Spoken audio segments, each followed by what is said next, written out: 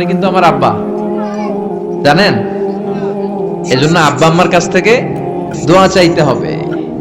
2 গ্লাসে পানি, পৃথিবীর সবগুলা পীর সাহেবরে বললাম হুজুর এই গ্লাসে একটু ফু দেন, হুজুর আমার ফু দিয়ে দিল। আমার আব্বা উনি আরেক গ্লাসের পানির মধ্যে ফু দিয়ে দিল, মুহূর্তের মধ্যে আমার আব্বার ফুটা কাজে লেগে যাবে। গোটা পৃথিবীর পীর সাহেব একদিকে, বাবা মার দোয়া আর ফু আরেকদিকে, ঠিক কি না?